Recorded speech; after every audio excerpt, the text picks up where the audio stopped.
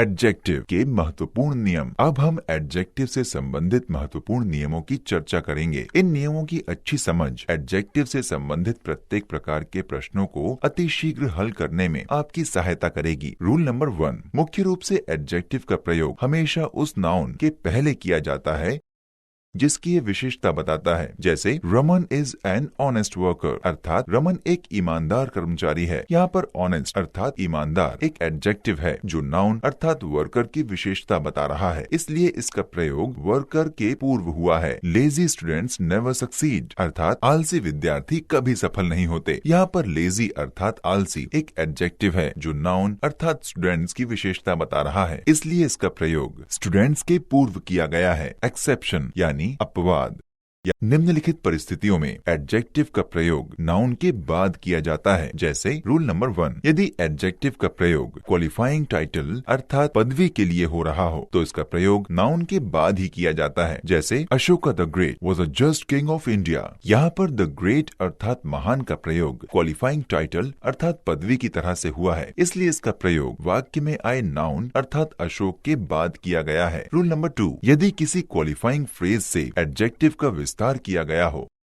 तो ऐसी दशा में एडजेक्टिव को हमेशा नाउन के बाद रखते हैं। जैसे he is a clerk dishonest in doing his duties, अर्थात वो एक क्लर्क है जो अपने कर्तव्यों का ईमानदारी से पालन नहीं करता है। यहाँ पर डिसऑनेस्ट अर्थात बेईमान एक एडजेक्टिव अर्थात विशेषण है जिसका विस्तार क्वालिफाइंग फ्रेज अर्थात डू हिज ड्यूटीज अर्थात अपने कर्तव्यों का पालन करना से किया गया है, इसलिए इसका प्रयोग नाउन अर्थात क्लर्क के बाद किया गया है। रूल नंबर 3, यदि एडजेक्टिव कई शब्दों के समूह से बना हो तो इसका प्रयोग नाउन के बाद किया जाता है। जैसे father loves all his children honest और डिसऑनेस्ट, अर्थात पिता अपने सभी पुत्रों को मानता है चाहे वो ईमानदार हो या बेईमान। यहाँ पर एडजेक्टिव के लिए ऑनेस्ट और डिसऑनेस्ट दो शब्दों का प्रयोग हुआ है, इसलिए इसका प्रयोग नाउन अर्थात चिल्ड्रन के बाद किया गया है। रूल नंबर 4, यदि किसी नाउन के लिए एक से अधिक विशेषणों अर्थात एडजेक्टिव का प्रयोग करना हो तो ऐसी दशा में एडजेक्टिव को हमेशा नाउन के बाद रखा जाता है। A man young intelligent and honest supported me, अर्थात एक युवा बुद्धिमान और ईमानदार आदमी ने मेरा समर्थन किया। इस वाक्य में प्रयुक्त नाउन अर्थात मैन के लिए यंग अर्थात युवा, इंटेलिजेंट यानी बुद्धिमान तथा ऑनेस्ट यानी ईमानदार जैसे एडजेक्टिव्स का प्रयोग हुआ है। यही कारण है कि सभी एडजेक्टिव्स को नाउन के बाद रखा गया है। रूल नंबर 5, एडजेक्टिव्स का प्रयोग हमेशा इनडेफिनिट प्रोनाउंस अर्थात अनिश्चित सर्वनाम जैसे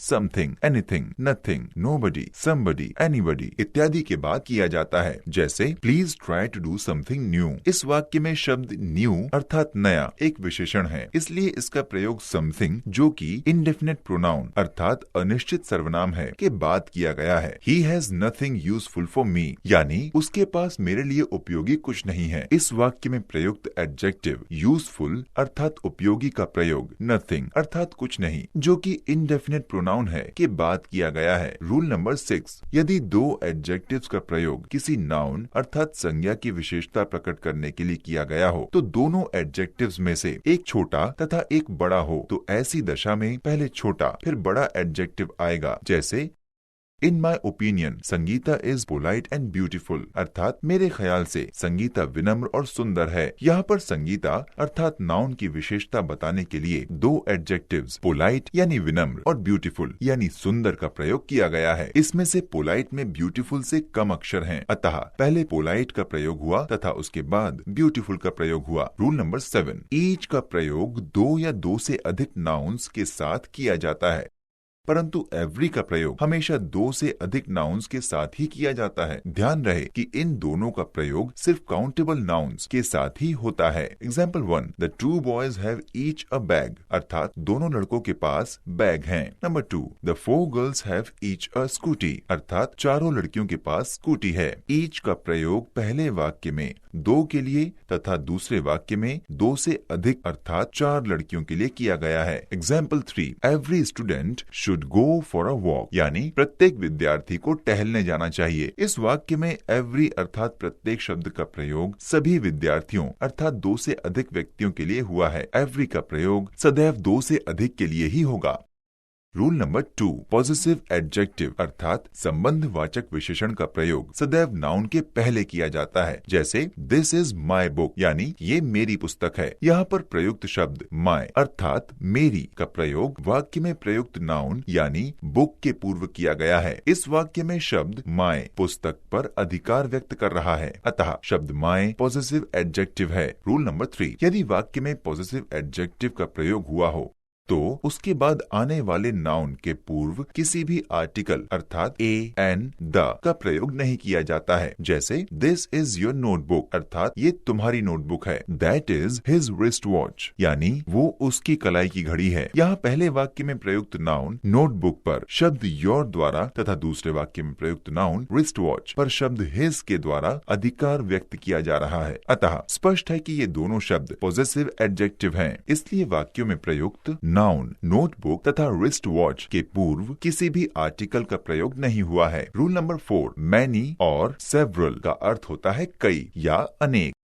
इन दोनों के बाद हमेशा प्लूरल काउंटेबल नाउन अर्थात ऐसी बहुवचन संज्ञा जिसे गिना जा सके का प्रयोग किया जाता है, परंतु ध्यान रहे कि मैनी का प्रयोग पीपल शब्द के साथ किया जाता है तथा सेवरल का प्रयोग पर्सन शब्द के साथ किया जाता है। Example 1, many people died in the Kumbh fair अर्थात कुंभ के मेले में कई लोग मरे। Example 2, several persons went to Agra for visiting the Taj Mahal अर्थात बहुत से लोग ताजमहल देखने आगरा गए। पहले वाक्य में मैनी के साथ पीपल शब्द का तथा दूसरे वाक्य में सेवरल के साथ पर्सन्स शब्द का प्रयोग हुआ है, क्योंकि पीपल और पर्सन्स दोनों ही शब्द प्लूरल हैं। रूल नंबर 5, यदि डेफिनेट नंबर एडजेक्टिव्स अर्थात निश्चित संख्या सूचक विशेषण से क्रम का बोध हो तो उन्हें ऑर्डिनल्स कहते हैं। जैसे फर्स्ट, सेकंड, थर्ड इत्यादि। ऐसे ऑर्डिनल्स के पूर्व डेफिनेट आर्टिकल्स द का प्रयोग किया जाता है तथा इसके बाद आने वाले नाउन को सिंगुलर फॉर्म में रखा जाता है। जैसे example 1, I was travelling in the first class compartment अर्थात मैं प्रथम श्रेणी के डब्बे में यात्रा कर रहा था। Example 2, he passed the high school examination in the second division अर्थात उसने हाई स्कूल की परीक्षा द्वितीय श्रेणी में उत्तीर्ण की। ऊपर के दोनों उदाहरणों में ऑर्डिनल्स अर्थात फर्स्ट व सेकंड के पूर्व डेफिनेट आर्टिकल द का प्रयोग किया गया है, अर्थात पहले वाक्य में फ्रेज अर्थात शब्द समूह फर्स्ट क्लास कंपार्टमेंट के शब्द फर्स्ट के पूर्व द का प्रयोग किया गया है तथा दूसरे वाक्य में शब्द समूह सेकंड डिवीजन में सेकंड के पूर्व आर्टिकल द का प्रयोग हुआ है तथा फर्स्ट के बाद आए नाउन कंपार्टमेंट को एवं द्वितीय वाक्य में प्रयुक्त सेकंड के बाद आए नाउन डिवीजन को सिंगुलर नंबर में रखा गया है। रूल नंबर 6, मैनी ए या मैनी एन का अर्थ होता है बहुतों में से एक। यही कारण है कि इनके बाद वाले नाउन व हेल्पिंग वर्ब को हमेशा सिंगुलर फॉर्म में रखा जाता है। जैसे many a player has gone to Goa बहुत से खिलाड़ियों में से एक खिलाड़ी गोवा चला गया। यहाँ पर मैनी ए के बाद आने वाले नाउन अर्थात प्लेयर तथा हेल्पिंग वर्ब हैज को सिंगुलर फॉर्म में रखा गया है। इस वाक्य में प्रयुक्त मैनी अ प्लेयर का अर्थ है बहुत सारे खिलाड़ियों में से एक खिलाड़ी। रूल नंबर 7, सम और एनी के बारे में इन बातों को भी जानना अत्यंत आवश्यक है। Rule number A, affirmative sentence में हमेशा सम का प्रयोग किया जाता है। जैसे आई हैव सम बुक्स अर्थात मेरे पास कुछ पुस्तकें हैं। चूंकि ये एक अफर्मेटिव सेंटेंस है इसलिए यहाँ पर सम का प्रयोग किया गया है। Rule number B, negative sentence में हमेशा एनी का प्रयोग किया जाता है। जैसे I have not any book अर्थात मेरे पास कोई किताब नहीं है। चूंकि ये एक नेगेटिव सेंटेंस है इसलिए यहाँ पर एनी का प्रयोग किया गया है। नोट, ध्यान रहे कि एनी के पूर्व हमेशा नॉट का प्रयोग किया जाता है, नो का कभी नहीं। दूसरे शब्दों में हम कह सकते हैं कि अंग्रेजी भाषा में नो एनी का प्रयोग नहीं होता, अतः हमेशा नॉट एनी का ही प्रयोग करना चाहिए। Rule number C, interrogative sentence में सम या एनी में से किसी का भी प्रयोग किया जा सकता है। जैसे हैव यू सम बुक्स यानी क्या तुम्हारे पास कुछ किताबें हैं, या हैव यू एनी बुक अर्थात क्या तुम्हारे पास कोई किताब है। चूंकि ये दोनों ही वाक्य प्रश्नवाचक हैं अर्थात इंटरोगेटिव हैं, इसलिए इसमें सम या एनी में से स्वेच्छानुसार किसी भी एक का प्रयोग किया जा सकता है। रूल नंबर डी, यदि इंटरोगेटिव सेंटेंस में रिक्वेस्ट का भाव हो तो हमेशा सम का प्रयोग किया जाता है, एनी का कभी नहीं। जैसे have you some rupees please, अर्थात क्या आपके पास कुछ रुपए हैं। यहाँ पर वाक्य में प्रयोग प्लीज रिक्वेस्ट अर्थात प्रार्थना को स्पष्ट कर रहा है, इसलिए यहाँ सम का प्रयोग उचित है। रूल नंबर ई, यदि वाक्य में इफ अर्थात यदि या अन्य किसी संदेह सूचक शब्द यानी एक्सप्रेशन ऑफ डाउट का प्रयोग हुआ हो तो ऐसी दशा में हमेशा एनी का प्रयोग किया जाता है, सम का कभी नहीं।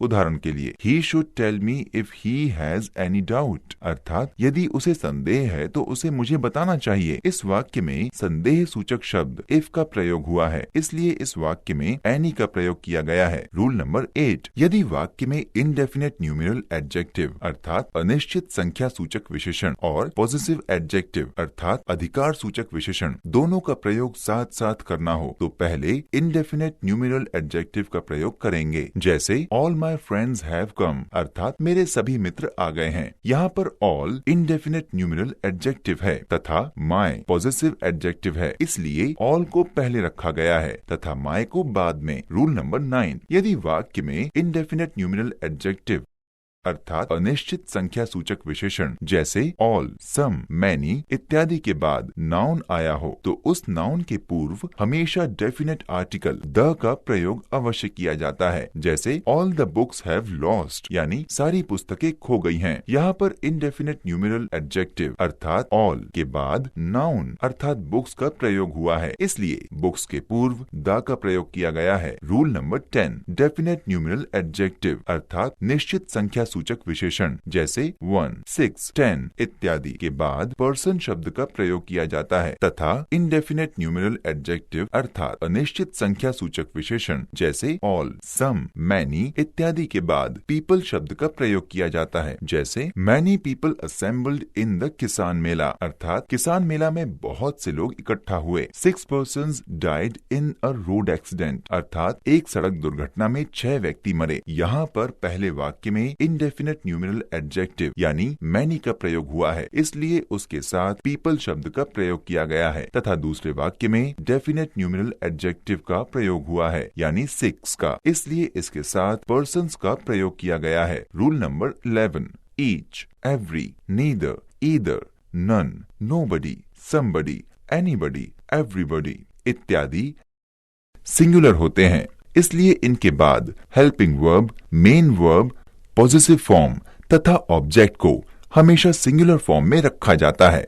जैसे example 1, everything depends on God, अर्थात सब कुछ भगवान पर निर्भर करता है। Example 2, nobody wants to die, अर्थात कोई मरना नहीं चाहता। प्रथम वाक्य में प्रयुक्त एवरीथिंग तथा द्वितीय वाक्य में प्रयुक्त नोबडी दोनों सिंगुलर नंबर हैं, इसलिए दोनों के बाद सिंगुलर मेन वर्ब डिपेंड्स और वांट्स का प्रयोग किया गया है। रूल नंबर 12, कभी कभी एडजेक्टिव का प्रयोग नाउन की तरह से भी किया जाता है। ध्यान रहे कि ऐसे नाउन का प्लूरल बनाने के लिए इनके पहले डेफिनेट आर्टिकल द का प्रयोग किया जाता है, अर्थात इनके अंत में एस या ईएस नहीं जोड़ा जाता। इस नियम को अच्छी तरह समझने के लिए ध्यान दें। सिंगुलर नाउन पुअर यानी गरीब से प्लूरल नाउन बनेगा द पुअर यानी गरीब लोग। इसी प्रकार ब्लाइंड यानी अंधा से प्लूरल नाउन बनेगा द ब्लाइंड यानी अंधे लोग। रिच यानी धनी से प्लूरल नाउन बनेगा द रिच यानी धनी लोग। टिमिड यानी डरपोक से प्लूरल नाउन बनेगा द टिमिड यानी डरपोक लोग। कॉवर्ड यानी कायर से प्लूरल नाउन बनेगा द कॉवर्ड अर्थात कायर लोग। इंग्लिश यानी अंग्रेज से प्लूरल नाउन बनेगा द इंग्लिश यानी अंग्रेज लोग। इस नियम के कुछ उदाहरण सुने। Example 1, we should help the poor, अर्थात हमें गरीबों की मदद करनी चाहिए। Example 2, do not ignore the blind, अर्थात अंधे लोगों को अनदेखा मत करो। यहाँ पर पहले वाक्य में पुअर शब्द का तथा दूसरे वाक्य में ब्लाइंड शब्द का प्रयोग नाउन की तरह से किया गया है, जबकि दोनों ही शब्द मूल रूप से एडजेक्टिव हैं। यही कारण है कि नाउन की तरह प्रयोग होने पर दोनों शब्दों का प्लूरल बनाने के लिए उनके पूर्व डेफिनेट आर्टिकल द का प्रयोग किया गया है। रूल नंबर 13, फ्यू और लिटिल से संबंधित नियम। फ्यू और लिटिल को अर्थ के अनुसार 3 भागों में विभाजित किया गया है। सर्वप्रथम इनके तीनों भागों को अर्थ सहित समझकर इनके प्रयोग के अंतर को जान लें। सारी बातों को भली भांति समझने के लिए विशेष ध्यान देने की आवश्यकता है। फ्यू अर्थात कुछ नहीं, अ फ्यू अर्थात कुछ, तथा द फ्यू अर्थात जो कुछ थोड़ा बहुत। ठीक उसी प्रकार लिटिल अर्थात कुछ नहीं, अ लिटिल अर्थात कुछ, तथा द लिटिल अर्थात जो कुछ थोड़ा बहुत। अतः स्पष्ट है कि फ्यू और लिटिल का अर्थ होता है कुछ नहीं, अ फ्यू और अ लिटिल का अर्थ होता है कुछ, तथा द फ्यू और द लिटिल का अर्थ होता है जो कुछ थोड़ा बहुत। दोनों के प्रयोग में अंतर ये है कि फ्यू का प्रयोग काउंटेबल नाउन के लिए किया जाता है, जबकि लिटिल का प्रयोग अनकाउंटेबल नाउन के लिए किया जाता है। इन नियमों पर आधारित प्रश्नों को हल करने के लिए आप 2 बातों पर ध्यान दें। पहली बात यह है कि सेंटेंस अफर्मेटिव है या नेगेटिव, तथा दूसरी बात यह है कि वाक्य में बात काउंटेबल नाउन की हो रही है या अनकाउंटेबल नाउन की। यहाँ पर आप काउंटेबल नाउन को पहचानने का तरीका जान लें कि यदि नाउन का प्लूरल अंत में एस लगाकर बनाया गया है तो समझना चाहिए कि बात काउंटेबल नाउन की हो रही है, अन्यथा ये समझना चाहिए कि बात अनकाउंटेबल नाउन की हो रही है। फ्यू, अ फ्यू तथा लिटिल, अ लिटिल के नियमों पर आधारित प्रश्नों को हल करते समय ध्यान रखें कि यदि सेंटेंस अफर्मेटिव है और बात काउंटेबल नाउन की हो रही है तो अ फ्यू का प्रयोग करना चाहिए। यदि बात अनकाउंटेबल नाउन की हो रही है तो अ लिटिल का प्रयोग किया जाएगा। यदि सेंटेंस नेगेटिव है और बात काउंटेबल नाउन की हो रही है तो सिर्फ फ्यू का प्रयोग करना चाहिए, और यदि बात अनकाउंटेबल नाउन की हो तो सिर्फ लिटिल का प्रयोग किया जाएगा। द फ्यू तथा द लिटिल पर आधारित प्रश्नों को हिंदी अर्थ के माध्यम से ही हल किया जा सकता है। इन नियमों पर आधारित कुछ उदाहरण सुने। आई हैव फ्यू बुक्स अर्थात मेरे पास कोई भी पुस्तक नहीं है। I have a few books अर्थात मेरे पास कुछ पुस्तकें हैं। I gave him the few books I had, मेरे पास जो कुछ किताबें थी मैंने उसको दे दी। There is little hope of help, सहायता की कोई उम्मीद नहीं है। There is a little ink in his pen, उसके पेन में नाम मात्र की इंक है।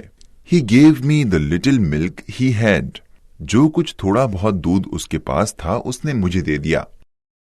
यहाँ पर शुरू के 3 उदाहरणों में काउंटेबल नाउन बुक की बात हो रही है, इसलिए क्रमशः फ्यू, अ फ्यू और द फ्यू का प्रयोग किया गया है। शेष 3 उदाहरणों में अनकाउंटेबल नाउन होप, इंक और मिल्क की बात हो रही है, इसलिए क्रमशः लिटिल, अ लिटिल और द लिटिल का प्रयोग किया गया है। पहले वाक्य में फ्यू बुक्स का अर्थ है एक भी पुस्तक नहीं। दूसरे वाक्य में अ फ्यू बुक्स से कुछ पुस्तकों के होने का भाव मिलता है, तथा तीसरे वाक्य में द फ्यू बुक्स का अर्थ है जो कुछ थोड़ी बहुत पुस्तकें। चौथे वाक्य में लिटिल होप का अर्थ है जरा भी आशा नहीं। पांचवें वाक्य में अ लिटिल इंक का अर्थ है कुछ स्याही, तथा अंतिम वाक्य में द लिटिल मिल्क का अर्थ है जो कुछ थोड़ा बहुत दूध। यदि आप प्रश्न का हिंदी रूपांतरण करने में सक्षम हैं, तो अर्थ के आधार पर प्रश्नों को तत्काल हल कर सकते हैं। अन्यथा दिए गए सुझावों पर अमल करने से भी प्रश्नों को कम समय में हल करने में सरलता होगी।